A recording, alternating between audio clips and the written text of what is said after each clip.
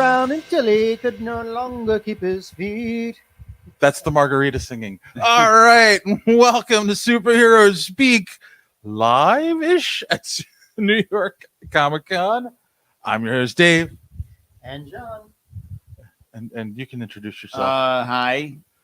He Joey. snuck in. I'm Joey from So Wizard Podcast. I snuck in. We had the place sprayed, but he showed up anyway. Yeah, it just happened. Yes. So yeah.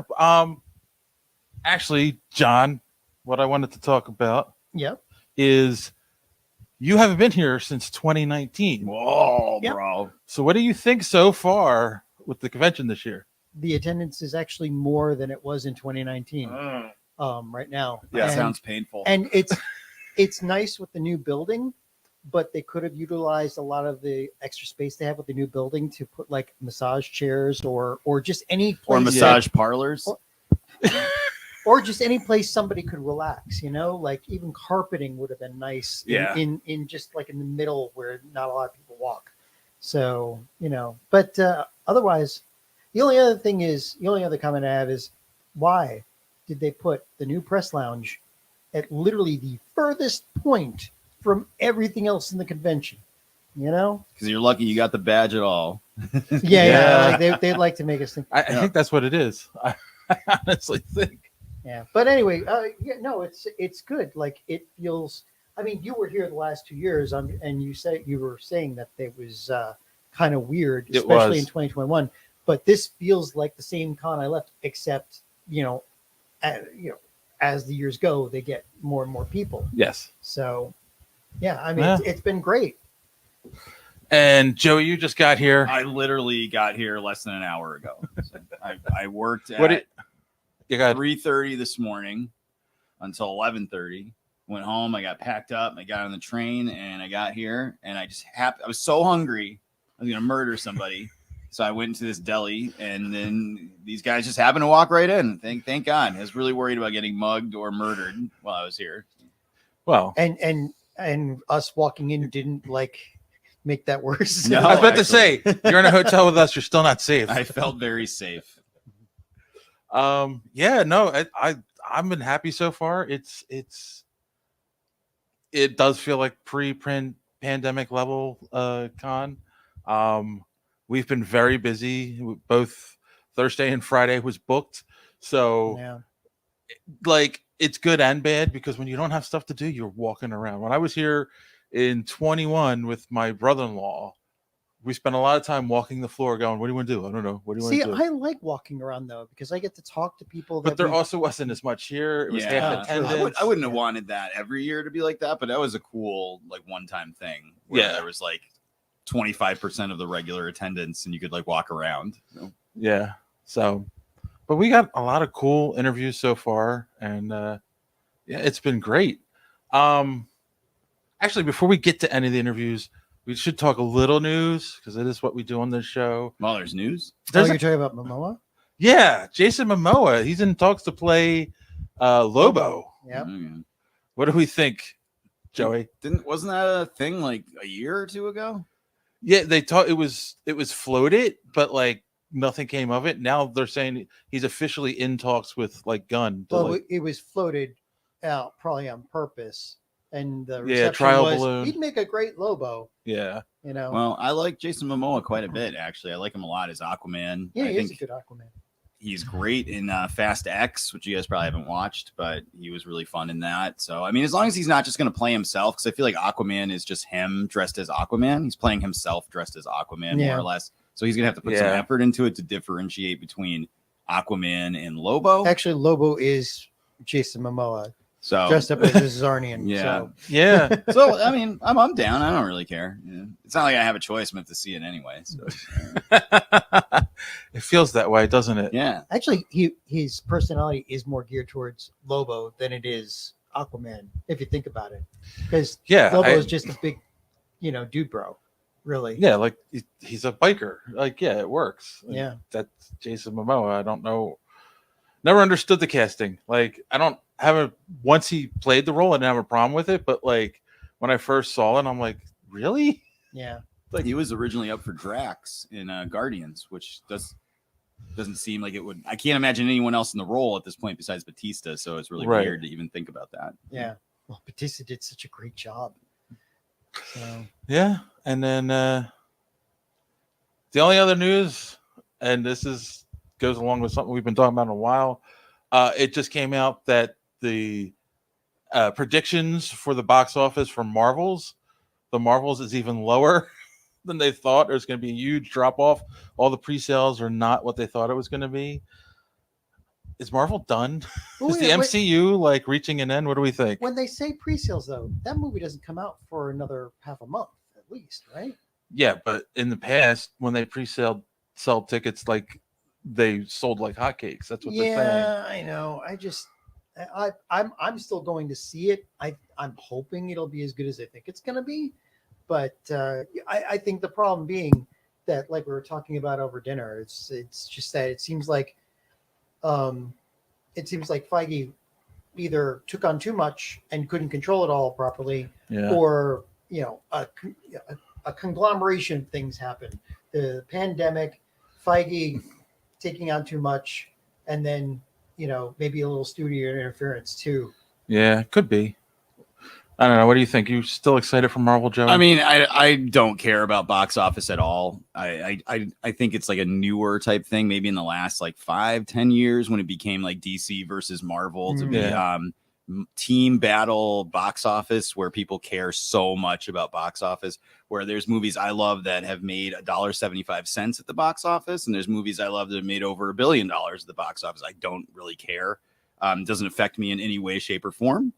Because I don't get any of that money, so who cares? What does it matter to me? I will say that I think MCU is in a weird place, because you think back to when it started. If Iron Man sucked, right, or wasn't 100% well received, everybody loves the first Iron Man, right? Right. That's the building block for everything else. Since Endgame, it's kind of been all over the place, like the shaky Jenga tower. Yep. So there's stuff that people love, like Guardians, Spider-Man No Way Home. I think Shang-Chi was really well received. Yeah. A couple other things probably off the top. WandaVision, Loki. But then there's other things like Miss Marvel, for example. This whole movie is bringing Miss Marvel forward in all the marketing. She's right next to Carol in all the marketing. But her show wasn't that popular. I think maybe they thought it would be more popular. So I still think it was one of the better ones. I had some issues with it. I loved it when it was just her, but then they shoved this whole storyline in of save the world and go to Pakistan, and there's a portal or some shit. And that was not well done. Right. And the whole show just ran into a brick wall. To me, if that show had been her friends at school, her family, her mosque and community, you throw like a real low level villain in there that's threatening like those couple of streets where she lives. Yeah. You got something special, because everything was great except for that weird plot where all of a sudden she's thrust into an Avengers level threat. And we only have 6 episodes for all of this. It was just like, what is happening? So I think, you don't have the mark of quality anymore. You can't just say it's Marvel. I know it's going to be good. It's up and down. Everybody likes different projects they don't like. I like She-Hulk a lot. Some people didn't like it. Yeah. It is what it is. I'm not here to argue about that, but you just don't have that auto Marvel equals quality. And it's not a fun topic to bring up, but when you can mine a whole bunch of classic storylines from the 70s and 80s that everybody loves, and then you speed run into the late 2000s where, you know what, you could say whatever you want about Miss Marvel. Maybe it's your favorite character. Maybe it's not your favorite character. I don't give a shit. But her last series was canceled for low sales, and it was selling less than 10,000 copies an issue. I mean, and that's who you're going to base a $250 million movie on? Yeah. They speed ran into all the problems that current comics have with all these characters that people don't really care about. Yeah. And I mean, I'd watch Brie Larson read the phone book, but I mean, I'm only a small percentage of the population. So. I think I would have rather seen the Clone Saga. and you brought up another like issue that they've been having is during Miss Marvel, one of the worst scenes that everybody talks about is when the antagonist just suddenly crumbles into a skeleton, and the CGI was so horrible. And that's another thing they've been fighting, and that's part of the studio problem where they've been fawning out this work to all these different CGI places, and then like taking the lowest bidder first off, and then spreading it around all the lowest bidders, and then telling them, oh, you said it'll take like 2 months. You have 2 weeks. Plus, it's just too many characters. Like, we fell in love with Shang-Chi in his movie. I know I did. I'm sure you guys loved the movie too. It was awesome. That was the last time we saw him. We haven't seen him since. It's been almost 3 years. I know the pandemic and other stuff, but like you meet She-Hulk, you don't see her again. You meet Moon Knight, you don't see them again. How about Kate Bishop? Yep, Kate Bishop. The quote unquote young Avengers are all going to be in their 30s by the time we get to Young Avengers. It's exactly. Frustrating. Whereas in the first phase, and even like the second and third, as they got bigger, but those were characters. You saw Captain America in his own movie. You saw him in Avengers. You saw him in his sequel. You saw Loki multiple times. You saw Thor multiple times. You got to love these characters, and then they cross over, and you get excited. Not, I saw a Captain America TV show, and then 6 years later, he might be in an Avengers movie. There's only so much blame you can lay on the pandemic and a writer's strike. It definitely screwed up their plans, though, because America Chavez was supposed to be in No Way Home, and that was supposed to come out before that. It's like a whole thing. It screwed everything up, but at the same time, they get paid money to fix that. Yeah. Yep. All right. Well, that's it for the news. Not a lot to talk about, but we got some great interviews for you. First off, we're going to do Sarah Myer. We interviewed her last year at New York Comic Con. She is the artist for the Teenage Mutant Ninja Turtles Saturday Adventures, which is a throwback to the 80s cartoon. I love the book. It's fun. She's a great artist. She also has a self-published book out, Monstrous, so you guys should check that out. But that's enough of that. Here's Sarah. Take it away. All right, boys and girls, we're here with Sarah Myer. If people don't remember, we interviewed you last year. That's right. For Saturday Morning Adventures, Teenage Mutant Ninja Turtles Saturday Morning Adventures. And I have to say, you were one of the best people I interviewed last year. Because your enthusiasm and your love for what you do just reminded me of why I love comic books. Oh my God, thank you so much. Thank you, Dave. No worries. So, the other thing I wanted to say is, as last year, you were the colorist on the book. That's right. But we talked earlier, and you said that was really a fluke because you are an artist. That's right. Yeah. How did that come about? And now you're penciling the book.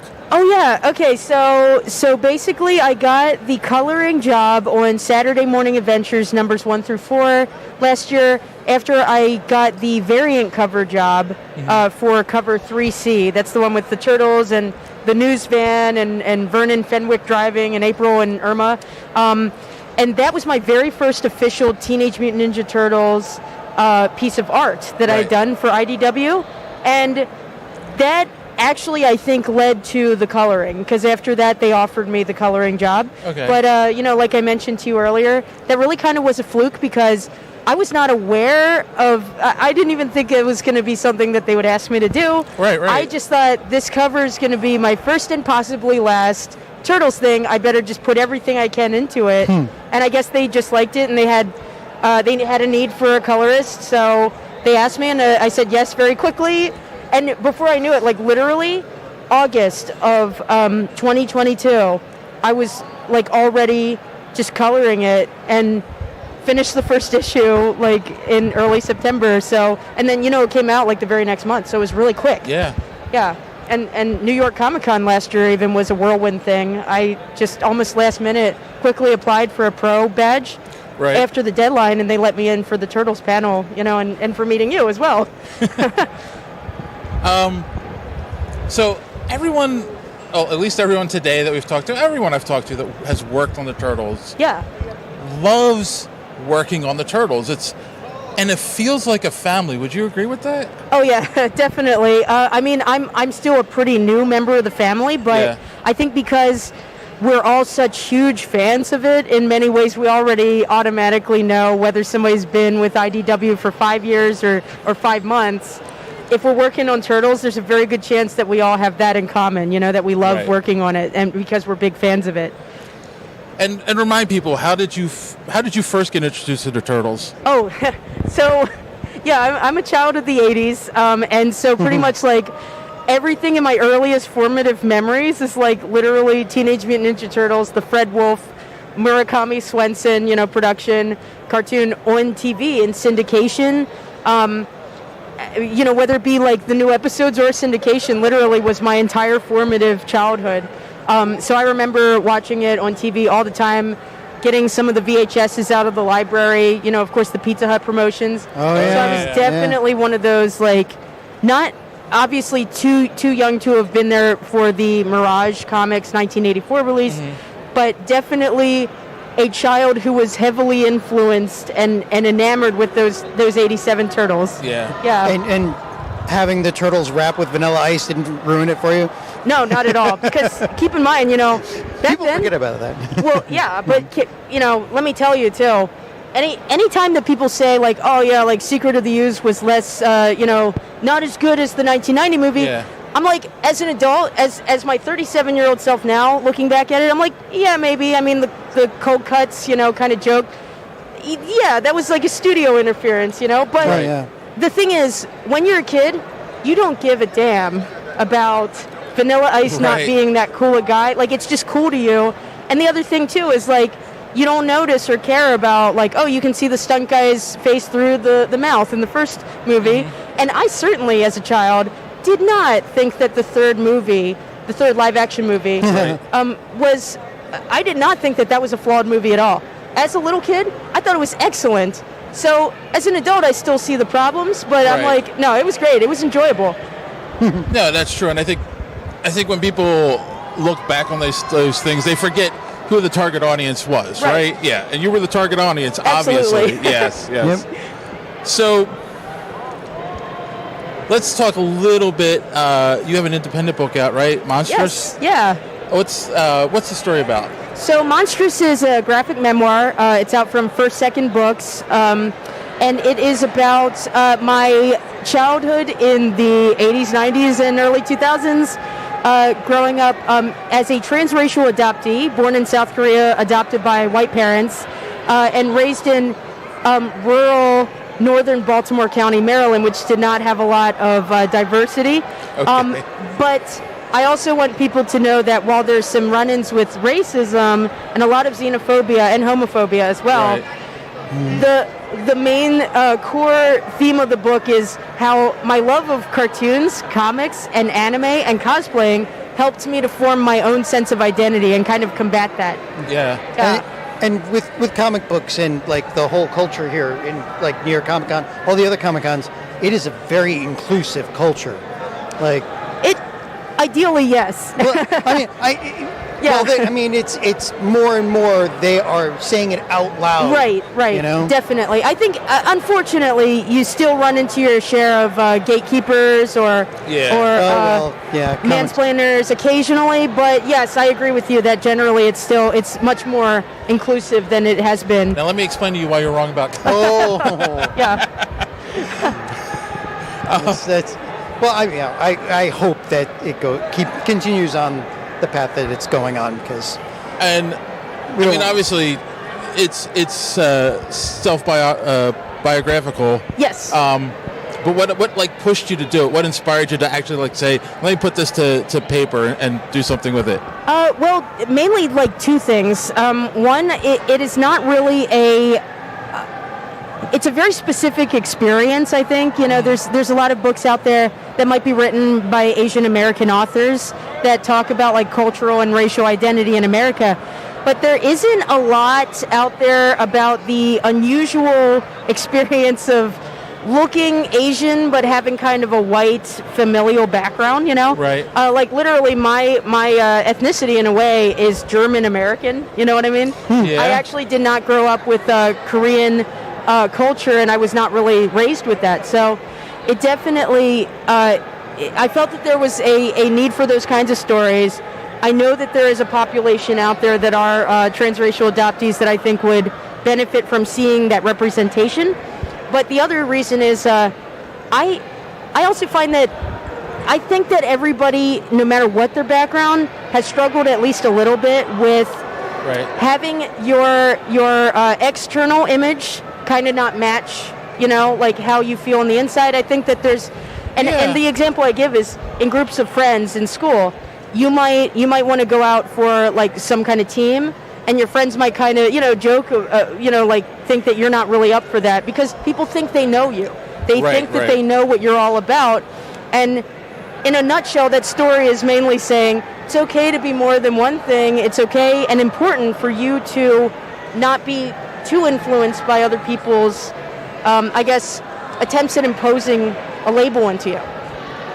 Right. So it's about knowing yourself and being true to yourself. Right. Yes. Definitely. Yeah. I think that's something that, as much as we would hope that people recognize that and innately know it and try to practice it, I think it's still something of a message that is a little bit like lacking today. So Cool. All right. So let's get back to Turtles just a little bit.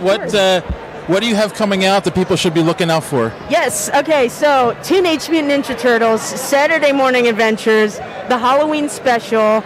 I'm drawing the story A in it, which is a very creepy sequel, and it features Creepy Eddie. And I had an absolute blast drawing that. The colors are by Luis Antonio Delgado, who I've admired his work for a long time on The Last Ronin and everything. So it's awesome to have him color my work. And of course, the script is by Eric Burnham, who really just every time I go to draw something that he writes, I'm always like laughing and smiling the whole time. It's like a great time, Right. So that is out in comic stores right now.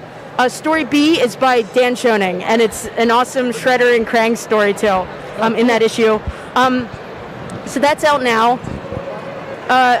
Teenage Mutant Ninja Turtles Saturday Morning Adventures number 6, Shiny and Chrome, is another issue that I've done the interior art for, and that is out on 10/25, so October 25th. Okay. After that, I believe it'll be Saturday Morning Adventures number 7, which is about ShredderCon. Lots of shredders. Oh, man. I've done the cover A for that, I believe. Okay. And then, or cover B for that, I think. And then the next one after that is number 8, which is about Mr. Og and breaking the fourth wall. And I believe that cover A, which I've drawn for that, is up on Previews World now. Okay, cool. And then after that, there's April special. There's number 12. 13 and 14 that I'm doing for Teenage Mutant Ninja Turtles Saturday morning. You're keeping busy. Yes. That's good. Zero complaints there. And where can people find you online? Oh, yeah. So I'm on Instagram and to a lesser degree Twitter at S Myer Comics, SMYER Comics. And my website is www.sarahmyer.net, MYER.net. Yeah. Cool. Awesome. And of course, the question we always wrap up on. Yeah. How do you measure success? Oh man, I'm right here with you, honestly. And I'm having a really excellent second year at New York Comic Con. Awesome. I've been doing comic conventions. Oh, I have a better answer now. Because I'm reflecting on this. Oh my God. Yes, okay. yes. Yay. Sorry. No, I just thought about it. We've asked the question to people multiple times and it always changes. So yeah. Okay, so here's how I'm going to put it. And by the way, the first part of that answer is ringing true. I'm here, yay, with you guys. Right. I've been doing comic convention and anime convention artist alleys since literally 2002 or 2003. Right. And I think I mentioned this to you last year. I've been doing it for 20 years. Right. With and not even kidding, a tackle box of markers and random drawing paper. And I've been at it for a long time. I really love conventions in general as both a fan and as somebody who applies for Artist Alley. So it has been the mark of success for me, honestly, has just been that I'm still doing it.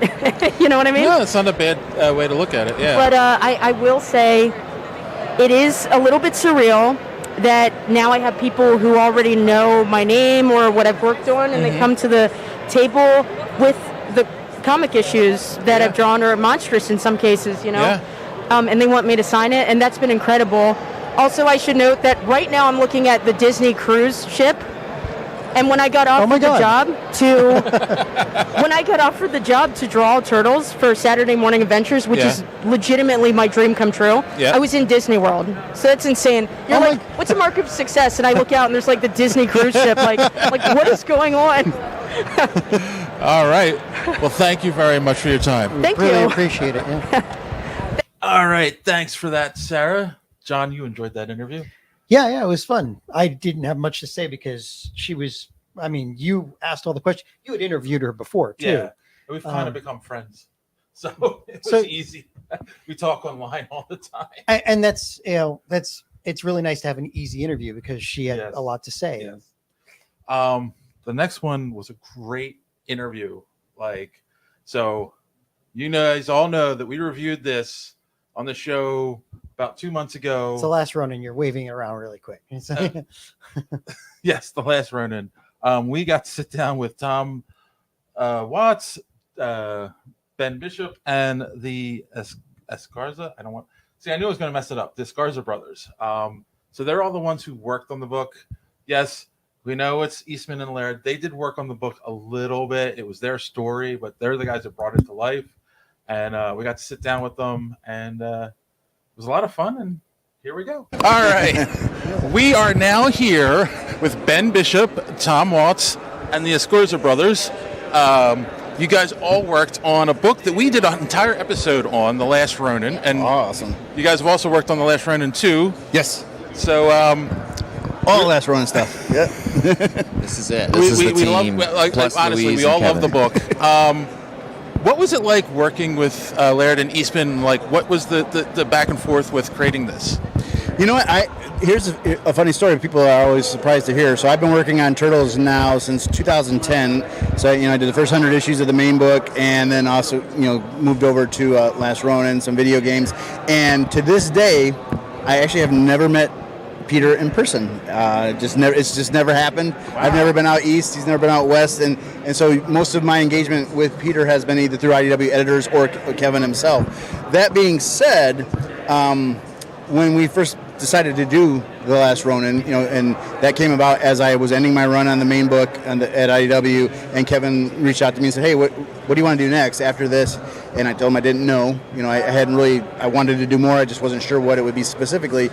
That's when he pulled out their old outline from his archives, which was kind of the foundation for The Last Ronin. It was the last turtle story that they had planned in 1987, and it would be this future story, one turtle remaining that would kind of finish the job that Master Splinter had kind of set out for them to accomplish. And I read it and I told him, let's do it, let's do this thing. But I told him I wanted to make sure Peter was okay with it, and that if Peter wanted to come in and write, I was happy to step back and just be a part of it, maybe help out. But I felt like this was their story to tell, and so Kevin reached out to Peter, and Peter said, "No, you guys go ahead and tell the story." He gave his full blessing, and with the understanding that some things obviously would have to change. One thing we say in a lot of interviews is Peter predicted the future too well. And so it didn't feel very futuristic anymore because he nailed it. He knew everything that was going to happen. He's the soothsayer that amazed me, especially the technology that he predicted. So we knew we had to, futurize it, or make it a little more futuristic than it was. But at its core, it's that outline. That it wouldn't exist without the work they put together. And so throughout the entire process, I know Kevin was communicating with him from the beginning to the end, final product, and as far as I know, we've had Peter's full blessing. Matter of fact, I just saw he was signing some copies. But for me, it was an honor. It's been an honor to work with Kevin all these years. So even if it was, kind of indirectly through Kevin, it's an honor to me to follow in Peter's footsteps as well. I'm not doing this without Kevin and Peter at all. And I know that, and that's something that I actually cherish. That I have had this ability to follow in their footsteps, and this privilege really is what it is. So it's been great, and for it to be successful is just cherry on top. Totally. I don't have much to add. No, I've met Peter a handful of times. Like one of the very first signings I did was with Steve Levine, Jim Lawson, Eric Talbot, Peter Laird. It was amazing. And so the turtle community welcomed me early, like before I really, had anything to show for it. And then I think that helped get me where I was. But as far as I know, Pete is really, really into it. I had the task of drawing some Fugitoid as well as the brothers, and that's a character who's really personal to Pete. Mm-hmm. And so it was a lot of reverence there. Make sure to do it right, and I hope he sees this and he likes it. And as far as I could tell, he's very happy with it. He's always liking my posts and saying great job. And so you can imagine what that feels like. Actually, along the lines of the art, like one of the things that really struck me in this book is when there's flashbacks, it's definitely a much older style of the Turtles, and then the current future. Like there's different art styles throughout the whole book. Was that definitely intentional? Okay, I'm not the artist, but I was part of that process. So I think let me explain it, and then I want them to explain how they came up with their designs. The art thing, everything happened for a reason, but at a certain point it came out of chaos. So it was order from chaos. So originally the original main artist was going to be Andy Kuhn. So he was signed on to do it, and he had actually everything. Yeah, there was no plans for there to be any extra artists. It would be Andy, and I believe Luis Antonio Delgado was the colorist at the beginning. I'm not sure, but it was Brittany Pizzol. Oh, it was Brittany. That's right. It was Brittany. That's right. I forgot about that. So what happened was, obviously there was this thing called a pandemic that happened, and so things just got all crazy. So Andy had drawn 20 pages, and then it just, for personal reasons, and just societal reasons, he had to kind of step back. And he said, I'm not going to be able to finish this. And we were thinking, oh no, this is going to be a big book, and there's a lot of excitement about this. And we went out, we made this big announcement about what we're doing. We got to bring in new artists. And so the question at the time was, do we bring in another artist to finish the book, or do we start over? And it's expensive to start over, especially when you're that far in. And to IDW's credit and Nickelodeon's, they said, go ahead and start over, find new artists. But we also knew time was of the essence. It already was, and now even more so. And so Kevin and I sat down, and I said, well, maybe what we do is we have flashbacks that we can have another artist come and kind of fill in, so that way one artist isn't doing all the work, and then maybe that'll kind of speed things up. Well, Kevin worked with Ben to figure out how to do the flashbacks, but we needed the main artist too, and so it was Courtney, Kevin's wife, who remembered the Escorza brothers from some heavy metal work they had done in the past. And I remember this is how Kevin presented the brothers to me. He said, okay, there's these two guys in Mexico. They're great artists. Look at their art. And I was like, yeah, that art is great. He goes, but even better, they draw just alike. They're twins, and they draw just alike, and they're really fast. And he goes, if I can get them on this book, we'll have great art, but it'll be fast art too, and maybe this book will get caught up. And I thought, okay, I mean, Kevin had full lead on the art side of things and design, so I was like, hey, if you think they want to do this, let's reach out to them. But he was like kind of underplaying it, and I'll say this right now: if you see these guys draw, sometimes they draw not just alike at the same time on the same page at the same time. Yeah, it'll blow your freaking mind. So the thing is, like I had no clue, who they were at the time. Now they're my family, but at the time I was like, if you can get them in and they can go fast, we've got to get this book done. And so what happened was, it was kind of like a blessing in disguise. What we thought was going to be a disaster ended up giving this book this unique look, because it gave every scenario a personality, to the point where there was never a plan for Kevin to do artwork in the book, but we needed a page, and he goes, I'll just draw that page. And so we were looking at it one day, and I said, Kevin, do you see what's happening here? I said, we have the story in the present that the Escorzas are drawing. We have the flashbacks that Ben is drawing, but your page is kind of a flashback, but it's in the first person narration, like somebody's narrating it. So it's like directly from their memory as they're narrating it. I said, we should just do that for the whole book. And he said, at the time, because he was doing all the layouts and everything, he goes, it might kill me. He goes, but let's do it. And so that was how we deliberately, from that point on, wrote the book that way, so that there was pages that made sense for Kevin to draw, for the brothers to draw, and for Ben. And what better look inside Michelangelo's mind as he's narrating those scenes that Kevin's drawing than the old duo shade, classic Kevin Eastman style. Like, that's how you picture the interior of Michelangelo's brain, or April's brain 100%. Is duo shade, black and white, Eastman and Laird.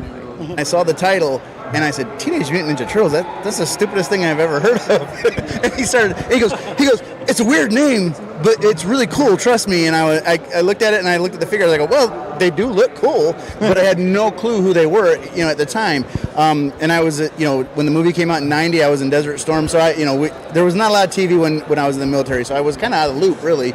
It wasn't until I had my own kids, and my son was watching the Fred Wolf stuff on VHF. So that was kind of my first kind of experience. And then he really liked the movie. We had the movie on VHS, and I really liked, the original, the movie, the Henson movie. So that was kind of my gateway into it, where I'm like, okay, I get it. This is kind of fun and kind of cool. But where I really turned the corner and became a fan was my daughter, who's the youngest. She started watching the 4Kids version that was on TV in 2003, and I loved that show. I thought that was great, and I hadn't even really at that point really seen the comics, the Mirage comics, and it wasn't until later, obviously, when I started writing Turtles for IDW, where I really took a deep dive, and it made me appreciate even more of that 4Kids show, because it pretty religiously for a while followed the Mirage storyline, and so that made me love the comics even more. But it was kind of one of those things where I kind of had to come in through my kids' eyes, because I was just older, and again, like, I just didn't have access to a lot of media for a long time. I was middle of the desert somewhere, and you don't get TV. And so that for me was not only exciting because I was able to be a fan of something, but also to share it with my kids, in the way I did. So if you read, I always say to people, you can really see that I'm very inspired by that 2003 version and the 2007 CGI movie, the one Kevin Monroe. I like that movie a lot. I thought it was a lot of fun. I like the aesthetic of it. And so for me, though, that was kind of where I was like, okay, I'm in now. I get it. And then, the rest is history as far as my fandom has grown, just being part of it, but not just because of the property, but because of the people. This is, I've written for some big brands like Silent Hill and other books, but Turtles will always be my favorite fandom because it is family. And so what's happening in all those different iterations carries over to the people who love it. And it's a shared experience. So I think that's really, for me, what Turtles is it's a shared experience. It always has been. Except for, the time at the barracks when I'm like, that's dumb. I came to it, as you might imagine. Like I said, I was born in '86, and so it was every single morning, getting up as early as I could to get downstairs with my turtle sleeping bag, turtle pillowcase, turtle toys, turtle drawing tools, turtle everything, and watch the turtle cartoon. And so it was the cartoons, it was the toys, and then much later I came to the comics and realized, like, oh, it's the most successful indie book ever made. And then I was inspired as a kid by the characters and the colors and the stories. And then I was inspired more, growing up as a comic book artist myself, making my own characters and comics and stories by the comics and what Kevin and Pete were able to do on their own and how it turned into this giant monster. And so I think now, and I'm like, I still do the same thing every day. I get up as early as I can, and I get to the studio, and I'm drawing Ninja Turtles and playing with the Ninja Turtle toys and drawing the packaging for the Ninja Turtle toys. And I'm just like, I've been doing the same thing since I was 7. It's funny when I probably around your age, and I remember the cartoon coming out when I was, a little bit older, and then my cousin and I were at the arcade and we were playing the original game, right? And he said, "This isn't the Turtles," and I'm like, "What?" Because he collected obscure comics and he had the original trade, right? So he showed that to me, and I'm like, "Wow, this is really different." So this is a serious story compared to what the cartoon is. So the Turtles has been reinterpreted a dozen, 24 times. Do any of you have a favorite interpretation of the Turtles? I love ours. I kind of have an affinity for the IDW main book, but I don't know. I like everything for different reasons. Even the Fred Wolf thing, and I'll give an example of how that can inspire something. So I agree. I mean, I was older, so the Fred Wolf cartoon seemed kind of silly to me. It was obviously I was too old to maybe be the target audience. But I remember watching it with my son, and this carried over into the book I was writing. There was a episode about the hot rod teenagers from Dimension X, and it's a goofy-ish this episode. They fly through in this hot rod cars through a portal, and they're saying "Daddy-o," and they're but. Underneath that, the story was about these kids trying to escape a planet or a dimension that was constantly at war. And that struck me, like, what would it be like to be in a place where it's all war and you just want to have fun? So when it came time to kind of do some Dimension X stories in our main book, I wanted to bring the neutrinos back, and I didn't want to lose that goofiness because that was part of it. But I wanted to kind of, like you said, kind of reinterpret that. And so my idea was like, well, they still say Daddy-O and they still got the funky haircuts because they're aliens, they're from another planet, but they're also like John Connor and Sarah Connor. They're part of this resistance against this war. They're warriors, but they're still those fun characters. So I think for me, it's I have a special spot, obviously for Ronin and for the IDW books. But the reality is, I just feel like it's just like this big collective whole. Even like the recent, Kevin and I got to sit in early on when they were planning Rise. We sat in some of the writers' room just to hear what they were doing, and they wanted to talk to us about it.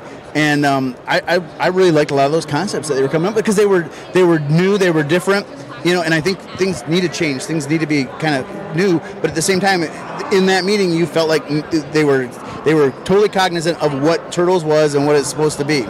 And so I think that for me is the easiest answer. Is I love them all, and there's something beautiful in all of them for me. Yeah, serious answer. I do love our stuff, of course, and it's only getting cooler. But the Henson suits in the movies, like, that was real, like, you're just like, I still think they were real. Outside of that, the Ciro Neely show, the Nickelodeon 2012, I think is what it's known as, like, just perfect. Yeah, Ciro's awesome. Ciro did a great job of pulling everything he loved from this and that and from this and from that, and then just aggregates together into this, like, perfect show. Yeah. So that's my answer.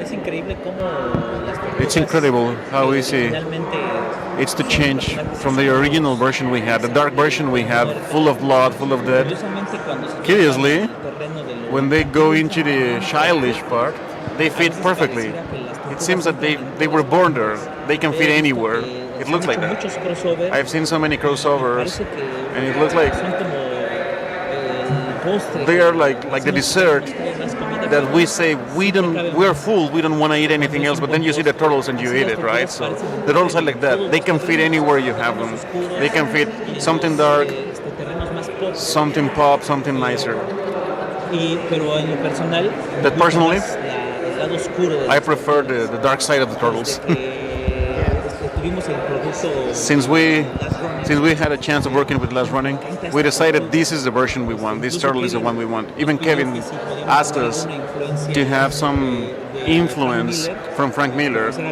It will more than welcome to have it, especially the first pages, 2 and 3 page. The first pages, they work on the 2 and 3 first. So it was a test from Kevin to see if they could match something dark like Miller. So if you actually pay attention to the first 2 pages, you'll see some Frank Miller there on the panels, especially on the first number. So in our personal taste and things that we like, we prefer something like more adult, more mature, something like European comics, stuff like that. So draw this kind of turtle is what they wanted. It was a complete pleasure. You have mentioned a lot turtles having growing with us. So the version I preferred when I was a kid, it was the child version, the cartoon. But today, now that I'm old, I love this new version, the older version we had, the dark version. And it's something I have on my memory. It's a grateful memory to have the child version, the cartoon version. But I couldn't have a comic like that right now, but I have on my mind that. And this is what I like now, the dark version we have. One last question? All right, so the question that we normally wrap up on is, how do you measure success? You know what? For me personally, as long as I'm working, then I must be doing something right because I'm continuing to work. It's funny, we were talking about that earlier, and we were saying, if somebody says, "Hey, how does it feel to be famous?" and my joke was, "Well, ask Taylor Swift," because I don't know. But the thing is, I think success for me is I have to tell the story that I love first. It has to be something that means something to me. I don't want to put something out that I wouldn't want to read myself, knowing full well that what I want to read isn't always what other people want to read. But if I can put together a story by myself or working with Kevin or anybody else, and then find wonderful collaborators like this and present it to the world, a comic book story, and we get this positive response. And even if it's not positive, but it's passionate, to me, it's success because you did the work, people are paying attention, and to the point where they care enough to talk about it. Whether sometimes you don't get the best reviews, sometimes you get great reviews, sometimes it's in between. But for me, it's if my experience carries over to somebody else's experience, then that's what matters. I mean, yeah, who doesn't want to have $1 bazillion or whatever? But that's I mean, one, it's not going to happen in comics, and two, what does that mean? You just have a lot of money. You could. There's a lot of scammers out there. So snake oil make a lot of money. Does that make them successful? So for me, I think it's really just like that, having this vision and having this dream to tell stories, and then being able to share those stories with people and have it somehow, some way connect. And that means a lot to me. So it means more to me to have somebody come to my table and say, "Oh man, that one scene meant a lot to me," and knowing in my heart it meant a lot to me to write it too. And I'm glad somebody found that meeting, and to the point where they wanted to share that experience with me. So I think that would be my success. For me, I think it's like the ultimate goal of success or whatever. It's not just necessarily money and big house or anything like that, which don't have, but it's just the time. Like the time I've always wanted since I started making my own comics when I was 18. Just like, imagine if I just had like the day to do this exactly like I wanted, and like every new job and every new success, allots for more of that, like maybe a better working environment, a grid studio that's more inspiring, or getting to meet people and have different experiences. But really, like at the end of it, it's like it's almost like the audience. I think Rick Rubin says the audience comes last. It's like I want to just do my best work, and if I know like that's the best I could do, and I had the time to do it, and even better if it was a pleasurable day and not a bad day, and like then you get this feeling, and like when it's done, or you've done that, even if it's a page a day, and it's just you get that feeling at the end of each day, like that's the success. It's like if you don't have that, then it's always stress, and it's like, oh, I'm not even doing a good job, why am I doing this? There's no reason to do it if it's not the best that you can do. And I feel like more and more as this is going, crazy deadlines aside, like things fall into place where it's like just let them do their best work. And I think that resonates with fans as well, and then the audience is like right there with you, and it's not necessarily like they come last, but they're not telling you what to make. You're saying like this is how I think it should be, this is my artistic voice. No one can tell Tom's story better than Tom, no one can tell Kevin's story better than Kevin, and no one can tell the brothers better than theirs. And so like anytime I can say like, yeah, this is exactly like how I wanted it, and that gave me chills while I was drawing it, like that's the success. For me, it was a life changer, the project. The Turtles have turned everything upside down for me. So for me, it's the most important project we have collaborated as brothers and as an artist. And we were checking about our life completely became a turtle. That's a new verb you should use. All our kids' parties are now based on turtles. They have the weapons, they have the props. Well, not original weapons, but props. We are known in the neighborhood as the turtle guys. Turtle brothers. So it's it. Collaborating with Kevin, it has been a complete explosion of feelings and happenings that seems to have been impossible to fit inside of my head. There are moments when I think I'm still dreaming. So I cannot actually comprehend the magnitude of what we're doing. So the impact on the fans, and that's part of what I consider the success. And obviously, all the success that we have had, it's part of the work of the team and Kevin, obviously. Everywhere we go, everyone says it's sales number one. There is a video game coming. We broke this record. We break this one. We have 100 variant covers. We have 5 reprints, but we have actually measured our success when people comes to our table and they actually feel the passion from the first person, right? The kid, the work. I love your drawings. I love the story. And when we see that face to face, person to person, that's when I say, Kevin knocked it out of the park. Because he actually hit the fans. He hit the heart of the fans. Not just the pockets, not just the publicity, not the money. He actually got the heart. that's just something we hear. The money and stuff is something they say. We don't care about that. We see the books, we see the volumes, we see the people, but that's what we actually deal with face to face. As Ben said, we actually work our best every time, and we do it without knowing it will be a success or no. But when we see the lines, when we see the people, when we see these type of conventions, that's when we say, this is a success. Yeah, and I follow up on that. I think it's worth mentioning. I've done a lot of signings with Kevin, over the years, and there's no underestimating how powerful his presence is, but not in a way that you might imagine. His presence is powerful because people love Kevin, and he genuinely loves his fans back.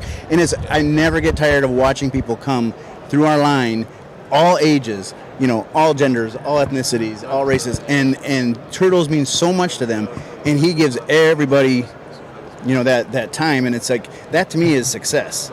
But that's life success. He's had personal success, he's had, creative success, but I think life success is what we should be all shooting for, because we only got one of these, right? And make it what it is. And when I watch people come to Kevin, I always feel like I admire that, because even after all these years, he's not jaded by it. He still appreciates it. Every single person that talks to him gets his time because he knows he's connected with them, and he wants them to know they've connected right back to him, and so I think that's probably the best way to describe it. And so I feel privileged and honored to be part of the ride, and even just to be able to witness it is amazing. All right, well, thank you guys very much. Thank you.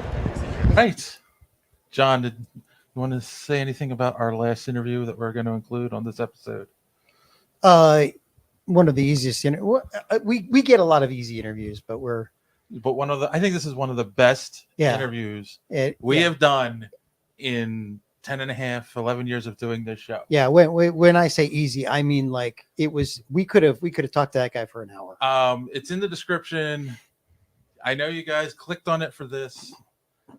This is about a 20-minute interview, but it's a great interview with Max Brooks, son of Mel Brooks, of course, but writer of World War Z, Zombie Survival Guide, Sasquatch. He had a book about Sasquatch. That's awesome. Yes, which he talked about in the interview. I can't remember the title of it, but it's really good. And Minecraft. Yep. He did the island, the island, and the village is the one that's out now. So, and there's a third one. There's a third one. I can't remember what the name is. He'll tell you. All right. So take it without any further ado. Take it away, Dave and John, from yesterday with Max Brooks. All right, here we go. All right, boys and girls, we are here at New York Comic Con with the one and the only Max Brooks. Of course, World War Z, Zombie Survival Guide, now the Minecraft books. Yeah. How are you, sir? I'm all right. I'm hanging in there. It's been a crazy day. How are you enjoying the con so far? So far, so good. I mean, it's crazy crowded, but I didn't expect it on a Thursday. No, exactly. That's what we were saying this morning. Like, how many have you been to? I mean, I've been doing this for years. I've been doing this since, 2003? Yeah. Mm-hmm. And I expect Saturday to be crowded, and maybe Friday, but Thursday, wow, people really want to get out. Yeah, and they didn't even sell out. Last I heard, they didn't sell out Thursday, but it was yesterday. So maybe they did. But if this is what it's going to be like today, people jams tomorrow. No. Penguin Random House has a booth, and then they've sort of walled off the middle of it like a cube, like a green room. Yeah. So I fully intend to stack up books and then have a little sleeping area because I ain't going nowhere. It sounds like some of your books, actually. Yeah. So speaking of your books, zombies. What was the inspiration behind that? What made you interested in survival stories like that? Well, in the words of the 2,000-year-old man, mostly fear. No, do it. I mean, really just basic. Just the fact that I was a kid. I was like 12 or 13. I saw my first zombie movie, scared the crap out of me. And then I would spend years thinking, oh my God, what would I do? What would I do? And then I saw a movie that gave me hope, and it was Night of the Living Dead. Oh, yeah. Because in Night of the Living Dead, there are rules. Right? You understand what you're dealing with. Right. The fog of war is gone, and I'm like, okay, now that I understand the parameters, now I can start working on solutions on how to beat them. Plus, they were slow. Well, but in that way. In a way, slow is actually worse. It is much worse because psychologically it doesn't trip our wires. Right? Oh, yeah. Because look at the pandemic we went through. Yes. All right? Now, I had a friend who was in a New York National Guard unit, and his job, the job of this unit, right? These kids, they're 18, they're 19. Their job was to pick up the bodies, because the morgues, the staffs were overwhelmed. So their job was to get up every day, drive around the 5 boroughs, go up to these walk-ups, smell what could have been their abuelitas cooking, and pull dead bodies out of the beds. And he said to me, he said one of the reasons that the deniers and the foot draggers are able to fight this is because the bodies are not being stacked up in the streets.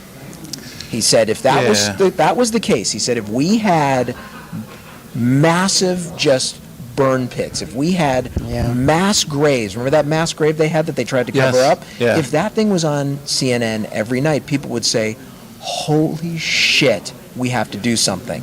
And to me, that is the fast zombie, right? The fast zombies are coming, holy shit, we got to do something, as opposed to saying, come on, what? It's fine. Underestimation is the greatest threat in any crisis.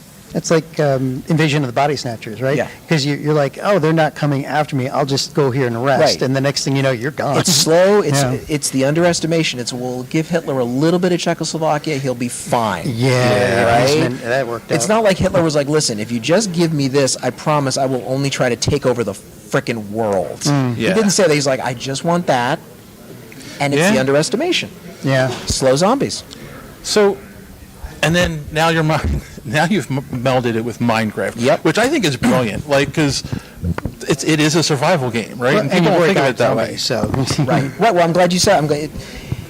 I get asked a lot about my work, and they say, "Well, your work seems rather eclectic." And on the surface, yeah, it does. I mean, a guy who writes about, zombies.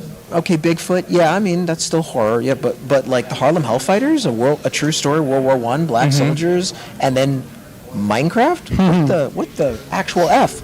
But then if you go just one level deeper, it's all the same theme, because it's all about adaptation to crisis. It's all, every book I write is just like things are going a certain way and everybody knows what to do and they're doing their thing, and then suddenly that thing just ends and it's like, oh, I have to become a different person, right? Or I'm going to die. So I've been playing Minecraft for a long time. So how did you, like, what made you decide to use Minecraft, besides the fact that it has zombies in it, but, like, did you play the game? Yeah. Oh, my God, yeah. My son started playing it, and I was playing it with him. Yeah. And I realized, like, this is more than just a game. This could be the greatest education tool ever, because if the lessons are there, they just need to be highlighted. You just need someone to say, oh, no, you just learned about taking life in steps. Right. Punch a tree, block of wood, crafting table, tools, to get better materials to make better tools. It's funny that you say that, because there are a lot of people in the younger generation, if you ask them, where does food come from? They say the supermarket. Well, exactly. Yeah. And the pandemic illustrated that there is something called a chain. Yes. Where things happen. Yeah. And that chain, if it gets cut in any way, we're all in a lot of trouble. And people don't really understand that anymore, and they're also going to have to understand it. So that's just one of the many, many lessons Minecraft has to teach. And that's pretty much like some of the background premise of every horror movie is like the chain of things breaking down as everything goes to hell. Which is, by the way, one of the reasons I was so scared of zombies, because every other monster, you just have to get away from it and you're fine. Yeah. But the crazy thing about zombies is they're going to kill more people who may never see them, because zombies practice what the military calls second and third order effects, right? Like if you look at war, how many soldiers actually die of enemy fire versus who die from disease or infection or accidents? Right. And that's exactly, and then civilians, good Lord. And that's a zombie plague, because I've always envisioned for every one person who's actually bit by a zombie, how many people are going to die from dehydration, malnutrition, infection, disease? I mean, you take away this first world healthcare net. Yep. Good luck. Yeah. Do you, I'm sure you've been asked this before, do you think you could survive a zombie apocalypse? Well, at this point, I don't have a choice because I'm a parent. So I have to. So now my son is 18. and maybe in a few years when he's ready to launch, I can let go. It's tough. But the truth is, you never know in a crisis how you're going to respond. You can train yourself for it, you can do it, but you just never know. I mean, I was very lucky to grow up as a Gen Xer with World War II parents. Yeah. So you would see these groups of my parents' friends who, and then like this and and you'd think, oh, Jesus, Mort Goldman. But then you learn, oh, wait, Mort Goldman was a Marine. Yes. On Guadalcanal, or these other people who are now complaining about their soup being cold. Wait, you were on an escort carrier that was torpedoed in the North Atlantic? Wow! So the truth is, you never actually know who you're going to be because these guys and girls made it out. I had an uncle who served in Korea, and he was in a helicopter that got shot down, Jesus. went down over enemy lines.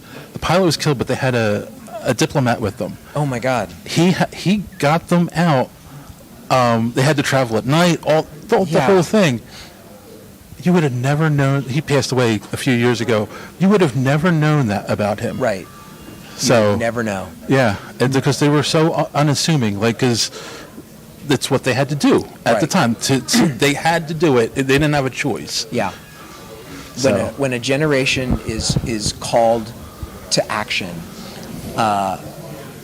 they discover, in the words of my dad, there's more to you than there is to you. Yeah. So we're talking to you because, like, aside from all the other stuff you've done, like, World War Z and all that, you've got the new books coming out with the Minecraft premise. Yeah.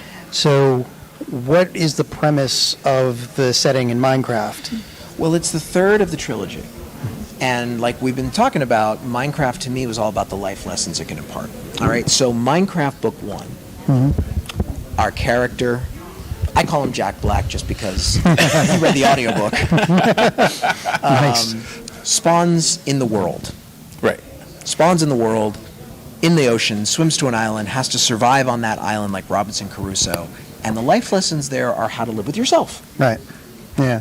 Yeah. Like how to be patient, Yeah. how to plan. Don't beat up on yourself. Have a plan. Go through it in steps. Don't be out at night. Yeah. Recover from failure. Yeah. Oh, yeah. Recovering from failure. Massive, massive, massive lesson. And then finally the last lesson is once he's established the island as a comfort zone, he realizes growth can't come from a comfort zone. Gotta leave. So Book 2, he gets to a continent and meets another castaway. Oh, okay. Book 2 is all about friendship. Because once you've learned how to live with yourself, you got to learn to live with somebody else. So you have all this planned out. Yeah. Okay. So I planned it all out. So book 2 is all about communication and compromise, and how much do you give without giving up all of yourself, and how do you work together as a team. And then book 3 is the final logical, natural step, which is they come to a village. How do you live as a citizen in a community? And it's all those hardcore civics lessons told very simply through the lens of the Minecraft universe. cool. I think we need more books like that. I mean, when I saw the village, I'm like, oh my God, these are civics lessons right here, because there's a lesson about law and order, why we have laws, why are they enforced. There's lessons about economics, like why do we have money? Like how many people actually sit down and think about like why do we have currency instead of just barter? Exactly. What is the point of that? And also, why can it be the root of all evil? And you're like, well, maybe it's not. Maybe it's the lure of the evil. Maybe it is the dark side, because money is power and power can corrupt. And then war, because war comes to the village. Yeah. And I wrote this before Ukraine. I wrote it before, obviously, with Israel. Yeah. But I have lived long enough to know that wars happen. Yes. And sometimes you do not ask for them, and they come to you. How do you survive when war comes to you? So that's the third book, Minecraft the Village. So you said trilogy, right? So is that the last one? We're done. What do you have next? Oh God! Well, now I've got a short story that I just sold that should be coming out soon. We'll talk about that. That's pretty intense. Okay. And then I've got another book that I'm working on, and this is all original stuff. Minecraft is the last thing for the moment where I'm working in somebody else's house. Yeah. Something I wanted to ask you, and you might not want to answer it. Yeah. World War Z was turned into a movie. What did you think of the movie? Because it's very different than the book. I think I owe Brad Pitt a big thank you. Okay, that's true. Well, you did get a check, so you know. Well, it's not about the check. It's about people reading my book. Yeah. Oh yeah, true. That would be Because this is the story I always tell. Because it was a story that changed my life, and I can never look back. Is Right. that, when the movie was about to come out, and I saw the trailer, woof. Yeah, the book was way more involved, but First of all, let's just take a step back and say I married the greatest woman ever. She's my best friend. She said to me, like, she saw how I was reacting, and she's like, you need to call our friend Frank Darabont. Okay. Who created The Walking Dead. Are we very clear about this? And I'm going to talk to you now, okay? These guys can listen. Okay. All right, boys and girls and everything in between. There was a comic book called The Walking Dead, and it was good. But it was just people like us who read it, right? Most of America, they never heard of The Walking Dead, okay? So a man named Frank Darabont, he took that comic book and went to a place called AMC. And he said, I want to turn this into a TV series. And they were like, are you crazy? A zombie TV show? That's ridiculous. We do shows called Mad Men with good-looking people in beautiful suits. That's what we do. And he's like, no.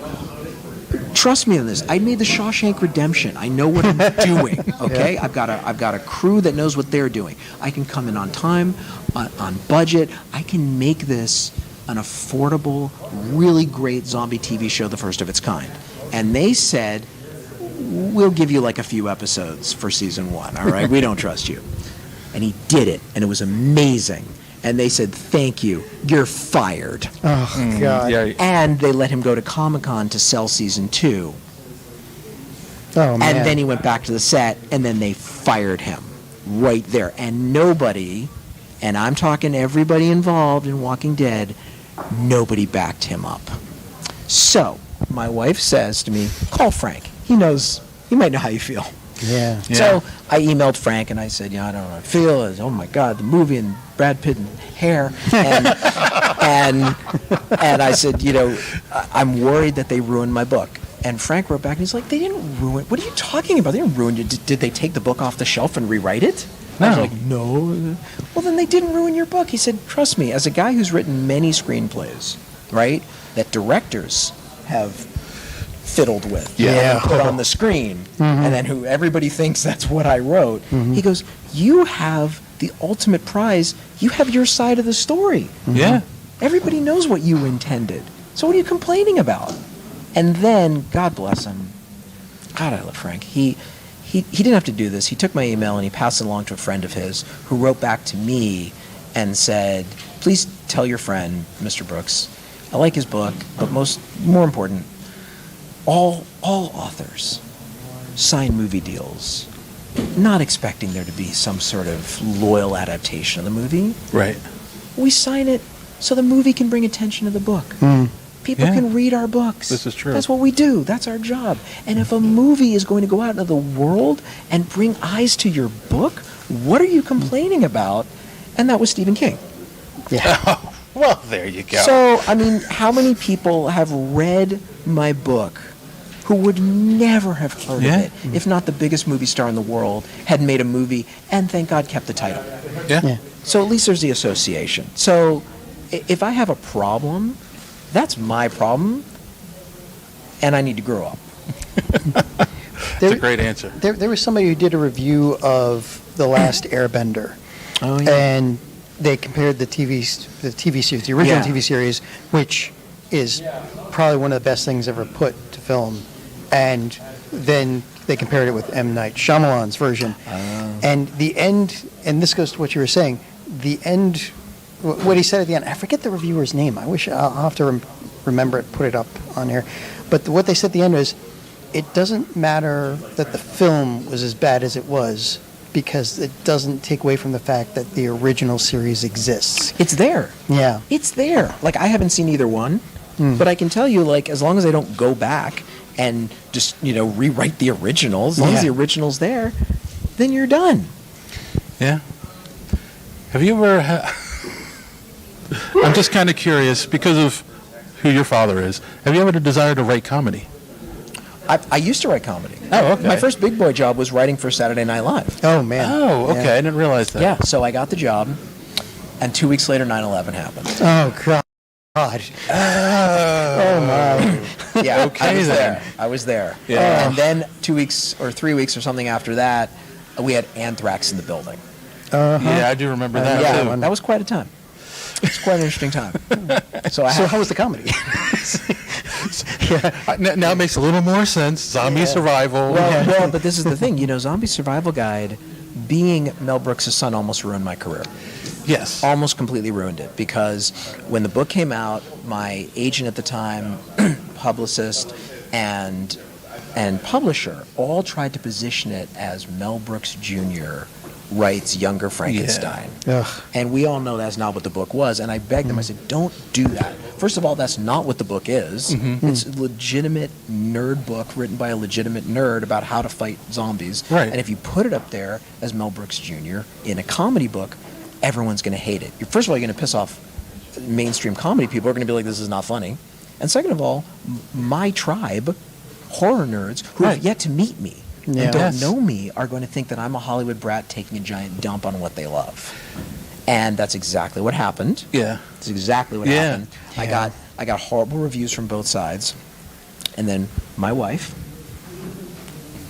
amazing woman, Most wonderful woman in the world. Michelle Colas Brooks, she said, you need to scrap their marketing plan. You need to market it yourself. Yeah. So I went on my knees to a guy named Tony Tapone at Fangoria. And I said, just give me one interview. Just let me tell my side of the story. And I did. And we talked. And I talked about all the horror films I grew up on. And he was like, would you like to have a shot on Fangoria Radio? So I went on. And, Debbie Rochon and Dee Snider. Oh, my God. Really? Well, and because of my nerdness, I can name everything obscure Dee Snider has done. Yeah. I could talk about Pee-wee's Big Adventure. Yep. Yeah. So I got to tell my side of the story, and I got myself a personal appearance agent, this guy Mike DeAndrea, who's still my agent, and he said, we're gonna do some zombie self-defense lectures around the country. And they're going to be straight up. Yes. And if people don't know zombies are fake and they walk in, they're going to think this is no different than an earthquake survival lecture. And we did. And we went all around the country. And bit by bit, I managed to claw out a little bit of a legitimate reputation.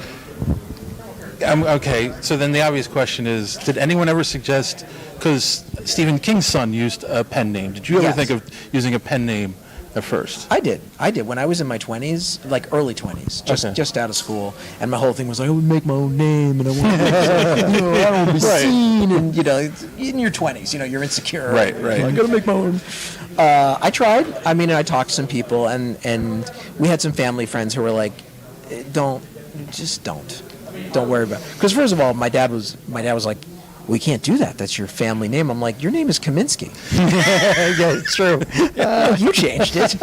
It's like, oh yeah, I guess I did. But that was a different time. Yeah, it was different. It was like, we all had to be. Now, what if you had changed it back to Kaminsky? I could have. done that. I really could have done that. But everybody talked me out of it, and I'm glad they did, because now now I'm proud of the name. And I've always been proud of who my parents were. Yeah. So I'm glad I didn't do something stupid and young. So what you mentioned it. What is your favorite horror movie? Oh, there's plenty. Oh God. Well, if you've read Devolution, the Sasquatch book, that came out of the fear of the movie Snow Beast. Oh man, that's an old. It was like Jaws Goes to Aspen. Right. Oh, that movie scared the shit out of me. And just like Jaws, they had it from the monster's point of view. Now remember, I saw these movies when I was little, when they used to put horror films on Sunday afternoon because they were cheap and there was nothing to watch. Yep. And I grew up in a house that was post-war where plate glass was a new thing. So remember in those 1950s homes? Yes. Every home was made of plate glass because they could. So I'm sitting there and it's dark and the snow beast is attacking and I'm looking outside the plate glass window as the tree's brushing against the glass. Oh my God. And to this day, sometimes I think to myself, because I love all movies, but I still think all right, Jeremiah Johnson had a 50 caliber Hawken. It's one shot, but it's 50 caliber. Yep. That would stop a snow beast. Yep. Yeah, that would do that. So we normally wrap the podcast up by saying, don't let your cape caught in the door. which kind of started off as a joke, but it's kind of morphed to mean like, don't let your shortcomings keep you from achieving a goal. So what's something you've overcome in your life to achieve a goal? Oh my God. We haven't even talked about my dyslexia. I mean, I am massively, massively dyslexic. Horribly. And they didn't know anything about it when I was a kid growing up in the 80s. Nothing. They thought it was... And my mother, God bless her, oh God, you only get one mom, you know, and I got a good one. And somehow she learned about dyslexia, and because there were no accommodations. So she had to build accommodations for me from the ground up. And then every year she'd have to go to the school and fight whoever the teacher was to prove that I wasn't being lazy. And being a child of celebrities, there was the prejudice that, well, he must be acting out in class because he's a Hollywood brat and he thinks he can get away with it. A lot of people don't get that part. That's a big thing. So there was that against me, and the ignorance of dyslexia.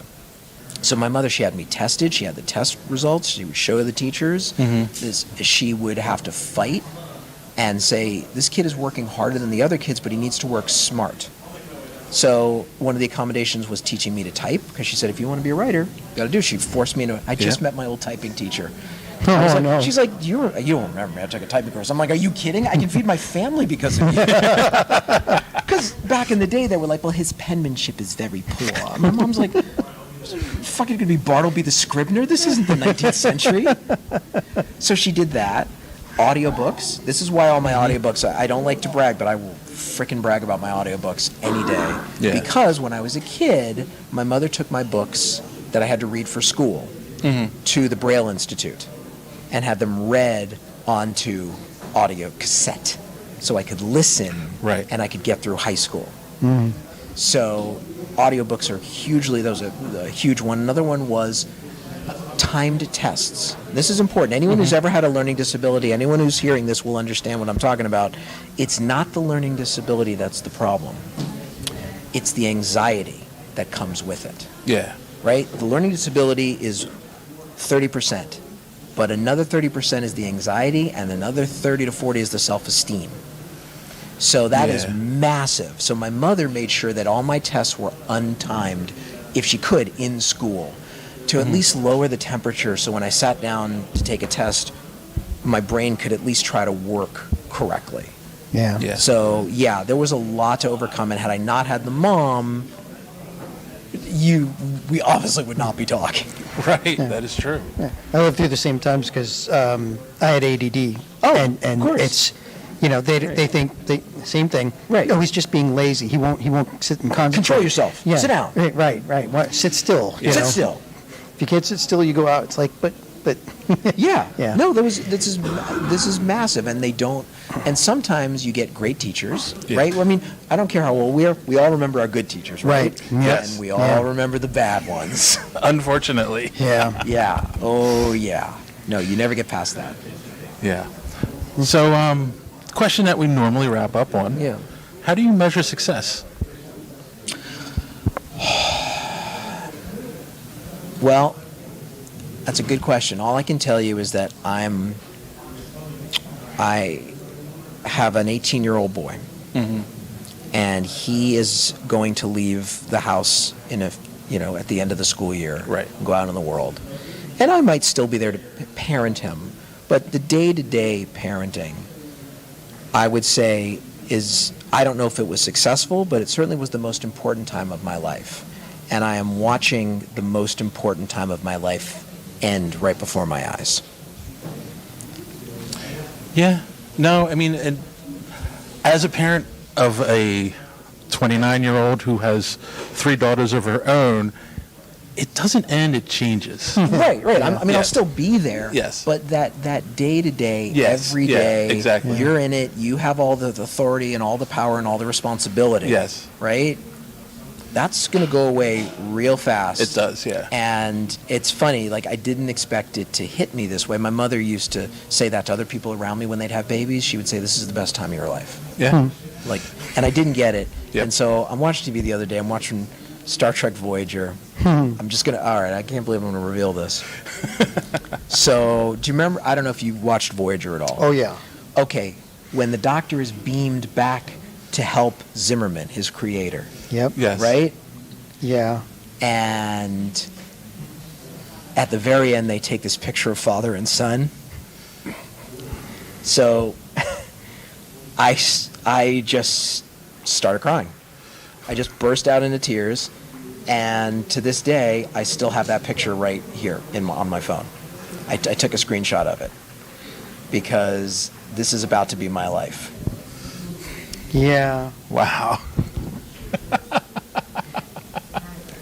And it's also hard to let them go because you're like now you're in a whole new level of all you worry. can do is trust you did a good job. Yeah. I mean, and that's the thing is now I'm in that. I mean, you know, when you're in it, and there's no time to second guess. You've got, especially, you know, you've just got things happening and you've got to make decisions. And now I'm in that position where I'm like, did I make the right choices? You know, did I do more harm than I did good?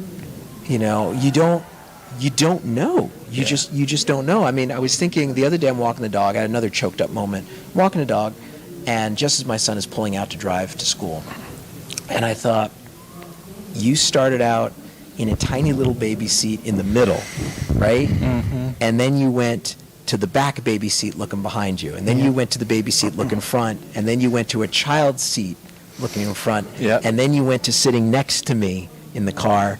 And then I taught you how to drive, and we switched, so you'd be sitting there, and I'd be holding on for dear life with the window open to get some fresh air so I didn't throw up. With the O'Shea handle. That's exactly the O'Shea handle. I'm holding on to the O'Shea handle for dear life. And I went from that to now you're driving away, and it's the perfect metaphor because if you do your job right as a parent, your reward is abandonment. True. Very true. Right? Yeah. That's what you do. If you've done it right, if you've raised a new life and taught the little bird to fly, then they should fly away. Yep. And that's your reward. So, thanks, life. All right. And then we'll just end with where can people follow you online? Yeah. Well, I mean, you can follow me on, I guess it's X now. Yes. Oh, God. Before he names it something else, you know, middle finger. Whatever. So it's Max Brooks author, and then, you know, there's always my website, Max Brooks, and then there's the various Facebook pages. But yeah, I mean, wherever there's social media, there's usually a version of me, you know, with a book next to it. All right. Well, thank you very much. Thank you, guys. Thank you very much. All right. I told you that was a great interview. So it was. All right. I think that about wraps this episode up. You guys want to add anything? Are you excited for tomorrow, Joey? Yeah, I mean, this year is what it is. We've talked about it on our show. It's been a crazy few months for all of us on the podcast and So Wizard, but I'm here for one day. I got my friend Stu from SWO, Stu World Order podcast coming to help me out. We're going to get as much content as we can. And then there's some cosplayers I want to meet and one comic I want to get signed. So that's my plan for tomorrow. Yep. And it's Friday right now. So tomorrow's Saturday. It's going to be insane. Yeah, the attendance has been crazy. So. Obviously, we're not live. This was pre-recorded, and we're going to probably have more interviews. There's going to be more content coming out from this show going forward. We just wanted to make sure we got something out on Sunday. So right. Hashtag no weeks off. Nope. Some weeks off. Some weeks off. Occasional weeks off. Yeah. So, as always, thanks for watching, and don't let your kid get caught in the